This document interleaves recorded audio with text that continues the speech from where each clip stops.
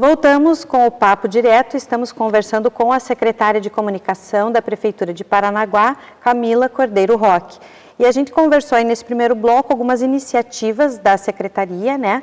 Projetos, campanhas muito bonitas, como a conscientização da doação de órgãos, o trabalho junto com escolas para poder reforçar a questão da educação pela paz, né, construindo lares sem violência, e também o Velha Infância, que tem o foco voltado para os idosos. E nesse bloco, Camila, eu gostaria de começar perguntando para você sobre o projeto de Educomunicação. Primeiro, explica para a gente o que é Educomunicação, o que significa esse termo, para daí a gente também entender como é que a gente chegou, que hoje, para quem não sabe, nós temos um projeto de lei, agora se tornou política pública. Mas até chegar nessa parte, como é que ela acontece, na prática, fala para a gente o que significa. O termo, essa junção das duas palavras, educação e comunicação, elas são muito óbvias, e é isso mesmo. Só que o que tem por trás disso é muito mais interessante, mais mágico do que essa junção. Hoje os professores usam instintivamente a comunicação na sala de aula, mas sem saber que aquilo pode ser potencializado. Então, qual é o papel da educomunicação hoje? A educomunicação é uma ferramenta, um transformador social. Ela prepara o estudante, o jovem, para ser um sujeito crítico, um sujeito que vai conseguir ler as mídias da melhor forma, que não vai, por exemplo, propagar uma fake news. É uma educação, como a gente chama, da comunicação, desde das primeiras séries. E existem muitas formas de trabalhar isso. Uma das mais recentes é a educação infantil, que é uma área que está sendo bem estudada nesse momento. Então, como trabalhar a comunicação na educação infantil? Então, você vê a criança com 2, 3 anos, ela já pega o celular do pai, ela ativa o comando de voz, ela já vai para o site onde busca vídeo. Então, aí tem um gancho para a gente conseguir pescar essa criança, pegar a atenção dela. Então, vamos lá, acessa meu canal, clica no sininho, se inscreve. E aí o pai pode pensar assim, poxa, mas tecnologia tão cedo. Mas educomunicação não tem necessariamente a ver com tecnologia. Por exemplo, no CMEI você vai fazer lá uma caixa simulando uma TV e vai trabalhar a questão verbal, da linguagem verbal dessa criança, brincando lá eles chamam de youtuber, né? Então existem várias alternativas. A educomunicação, ela está sendo confundida com essa questão tecnológica. É lógico que a tecnologia é importante, mas a gente tem que usar isso com muita responsabilidade, ponderando muito, para não ficar dependente disso. Então a lei, ela veio para tornar uma política pública. Nós temos hoje um grupo de 60 educadores, professores, que trabalharam experimentalmente essa ferramenta, e aí eles estão distribuídos em cada escola e cada CMEI do município. Essas escolas e esses CMEIs, eles tinham páginas para comunicar com a comunidade. E aí era uma coisa meio sem nenhuma orientação, então eles postavam em perfil pessoal foto de criança, que não é legal, ou não existia um padrão de comunicação. Só que, ao mesmo tempo, são canais de comunicação importantes, porque eles estão inseridos naquela sociedade. Então, a diretora precisa passar um contato, um recado com urgência, ela vai atingir aquele grupo de pais. Então, é importante. Então, a educomunicação em Paranaguá, ela começou com essa formação voltada para as redes sociais. Então, como fazer uma publicação da maneira correta, como preservar a questão da imagem da criança, segurança nas redes. Então, esse grupo começou com essa formação. Depois a gente partiu para postagens, a qualidade das postagens, com ferramentas gratuitas, e foi evoluindo.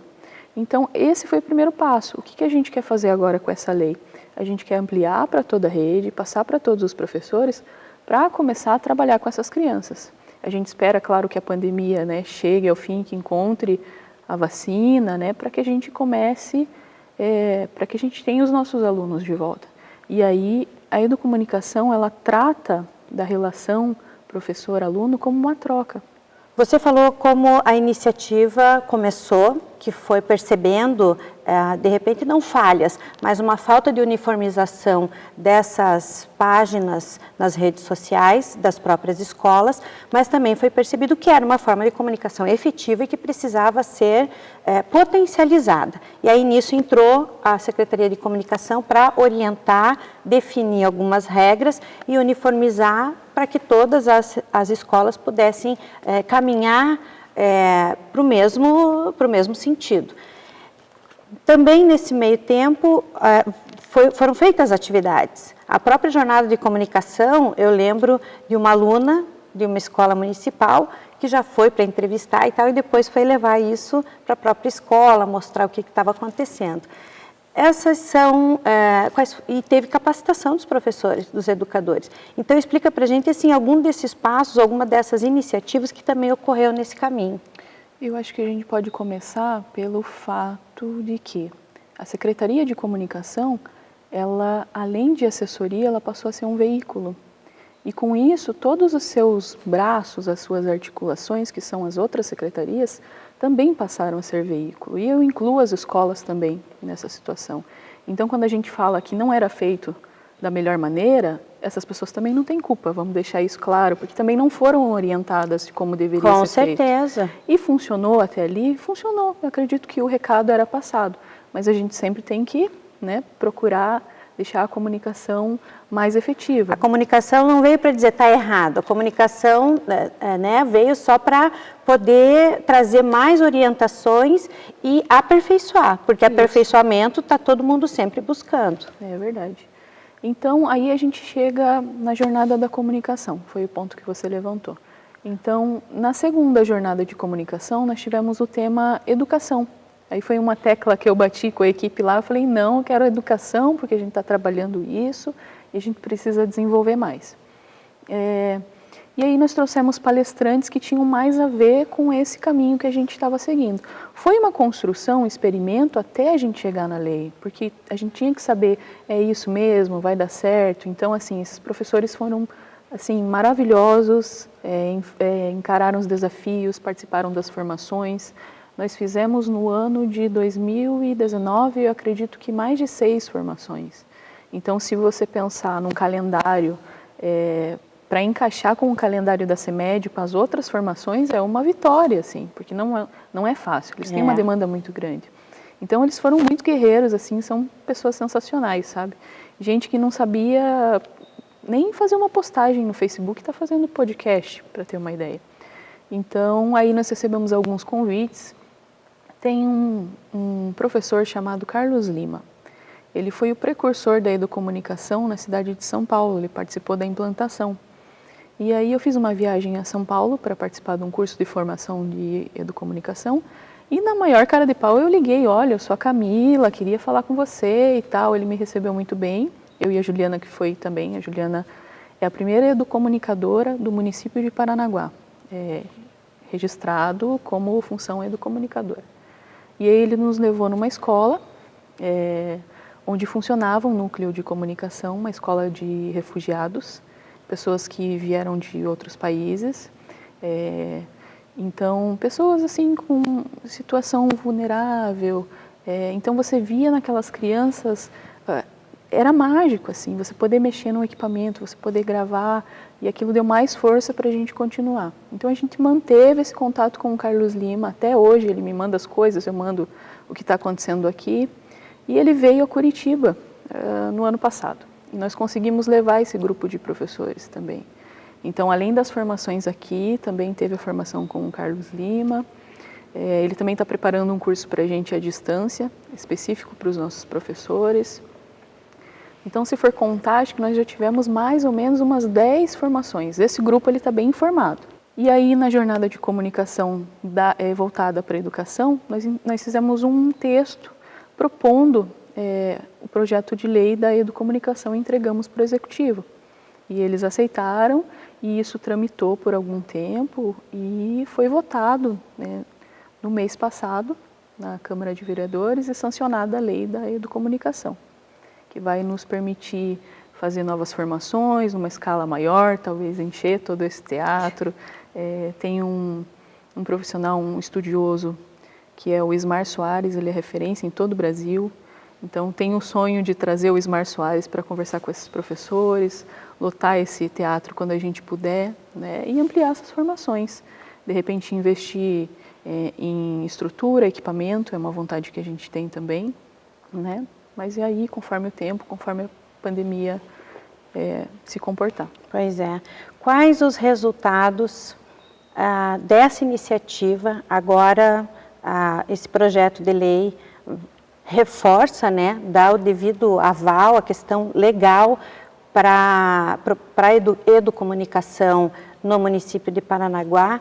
E aí eu te pergunto o que você imagina que vai ter de resultado dessa iniciativa? Luciane, eu estou secretária até o dia 31 de dezembro.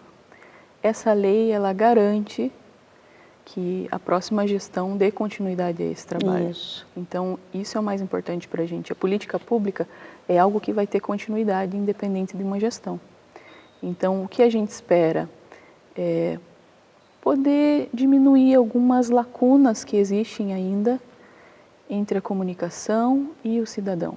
É claro que a gente está pensando também na comunicação, na dificuldade que às vezes a gente tem de postar uma matéria e não ser compreendido, e da pessoa ler o título e não abrir a matéria para ver todo o conteúdo. Então, uma educação que vai fazer bem para os dois lados, né?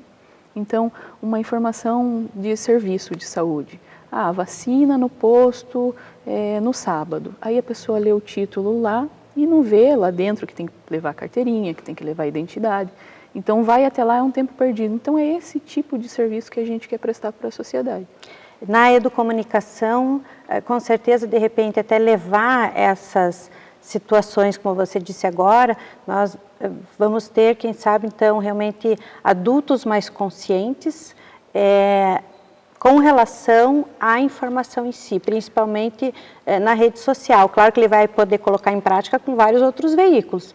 Ouvir, se é mais crítico, saber se é aquilo ali mesmo. E assim como numa postagem você perceber e não fazer a pergunta logo em seguida, porque você pode abrir a matéria e poder se atualizar naquilo, inclusive até já levar isso para uma roda de conversa, né? Não só em relação à notícia, Luciane, mas talvez não vai ser um praticante de uma comunicação violenta, por exemplo. A educomunicação, ela pode trabalhar todos os aspectos sociais possíveis. Ela pode potencializar um cidadão atuante num conselho, por exemplo. Vai conhecer os seus direitos, vai conhecer o ECA, vai saber quais são os seus direitos e os seus deveres. Então, ela é uma ferramenta.